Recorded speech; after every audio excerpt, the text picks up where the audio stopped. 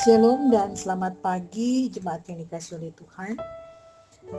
Bersyukur pada pagi hari ini, tepatnya Jumat 11 Juli 2025, kita akan bersama-sama kembali mendengarkan firman Tuhan yang menuntun langkah kehidupan kita untuk berkarya hari ini. Sebelum itu mari kita berdoa. Terpujilah namamu ya Bapa di sorga, terima kasih untuk tuntunan Tuhan yang senantiasa diberikan kepada kami, sehingga kami kembali akan melaksanakan aktivitas di sepanjang hari ini. Firman-Mu akan mengarahkan kehidupan kami ya Tuhan, sehingga kami boleh berjalan dalam rencana Tuhan di perjalanan kehidupan ini. Kami telah siap untuk mendengarkan firman Tuhan. Di dalam nama Tuhan Yesus kami berdoa. Amin. Amos pasal yang kedua, kita akan membaca ayat yang 9 firman Tuhan. Padahal akulah yang memunahkan dari depan mereka orang Amori, yang tingginya seperti tinggi pohon aras dan yang kuat seperti pohon tarbantin. Aku telah memunahkan buahnya dari atas dan akarnya dari bawah. Amin.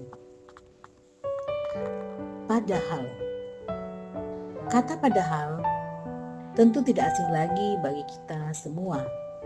Menurut Kamus Besar Bahasa Indonesia, padahal adalah kata penghubung yang berfungsi untuk menunjukkan pertentangan antara bagian-bagian yang dirangkaikan. Sebagai contoh, Yomel menyakiti hati Sari, padahal Sari sangat mencintai Yomel. Kata penghubung padahal hendak menunjukkan pertentangan antara sikap Yomel yang menyakiti dengan sikap Sari yang mencintai.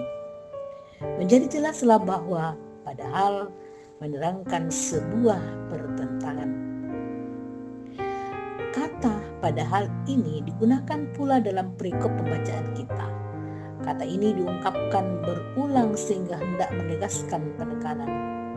Lalu apa yang dipertentangkan dalam bacaan ini sehingga menggunakan kata padahal?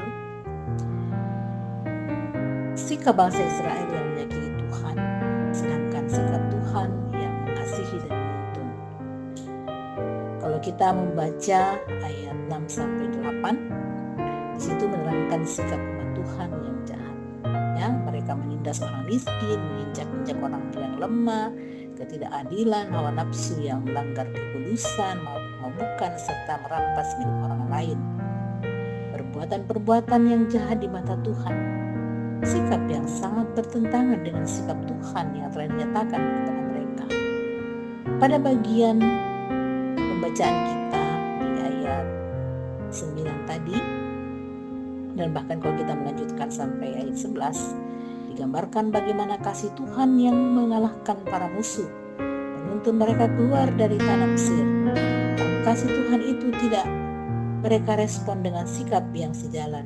Mereka justru melakukan sikap yang bertentangan, padahal Allah telah mengasihi mereka. Tuhan telah menyatakan kasih-Nya bagi kita semua. Lalu bagaimana respon kita? Apakah kita mau sejalan dengan kasih-Nya atau justru bertentangan dengan melakukan kejahatan? Kita semua diajak untuk hidup dalam kasih Tuhan, bukan sebaliknya melakukan kejahatan. Cinta Tuhan bagi kita hendaknya direspon dengan mencintai juga, bukan menyakiti Tuhan. Amin. Mari kita berdoa.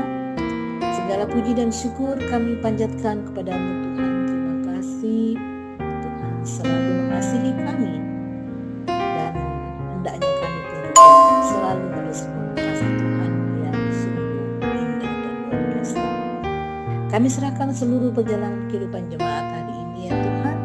Tuhan senantiasa menolong menyertai sehingga jemaat dapat melalui hari ini dengan kuat dan sehat karena mengalami penyertaan dari Tuhan.